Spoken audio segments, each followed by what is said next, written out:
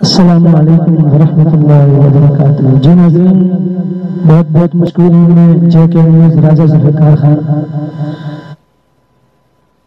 मानसरा JK news को मैं बहुत ही मशकूर और ममनून हूँ जिन्होंने मुझे ये प्रोग्राम पर मदद किया है। और मैं ज़्यादा बात लंबी नहीं करना चाहता, आपका वक्त ज़्यादा नहीं लेगा। तो ये जो कोरोना वायरस के हवाले से जो हमारे हाथ में मुल्क में जो हालात बन चुके हैं, मस्जिदों के हवाले से मैं आपकी सुन्नतों के हवाले चंद अशआर पेश करने लगा हूँ और उम्मीद है कि आप गौर से समाअत फरमाएंगे। जिंदगी का ये पहला जुमा है जिसको घर में ही पढ़ना पड़ेगा। जिंदगी का ये पहला जुमा है जिसको घर में ही पढ़ना पड़ेगा। न करो मस्जिद बन भाई, एक दिन तुझको मरना पड़ेगा। जिंदगी का ये पहला जुमा है जिसको घर में ही पढ़ना पड़ेगा। मौत हर वक्त पीछे पड़ी है, आपको बस करने की पड़ी है।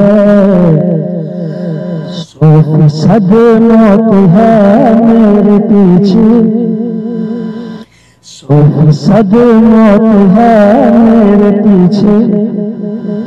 एक दिन मुझको मरना पड़ेगा।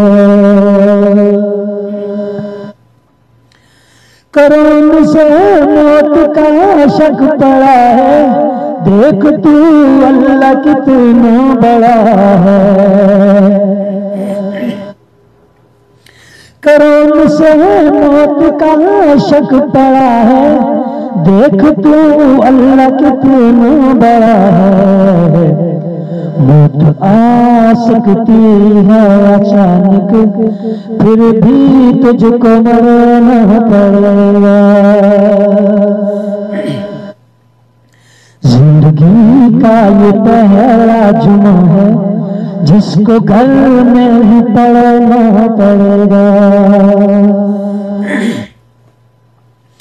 बाकी सब मस्जिदें बंद हो गई, बाकी मस्जिदें हो गई बंद, सिर्फ तो हर में रह गई है जिसमें होगी जुमा की जुमाहत, तुझको मुझको बताना पड़ेगा। मैंने पूछा कफीर से अपने, मैंने जाना है आज हरम को, दे दिया है जवाब उसने मुझको, जुम्मा दोनों घर में पड़ेंगे। हर चीज बंद हो गई है, बात तो बाप अब भी खुला है। हर चीज बंद हो गई अब, बाप तौबा अब भी खुला है। वास्ता डालता है जहांगीर, अल्लाह को अब मनाना पड़ेगा। जल्दी कर रहा हूँ, वक्त ज्यादा होता है तो लंबी वीडियो फिर शेयर भी नहीं होती तो मुश्किल बनती है, इसलिए सिंगल जा रहा हूँ। गर हमें फिर भी समझ न आया, राजी करना है अपना खुदाया। मौत जब है, मौत का जब फरिश्ता है आया, बाब तौबा भी बंद हो पड़ेगा।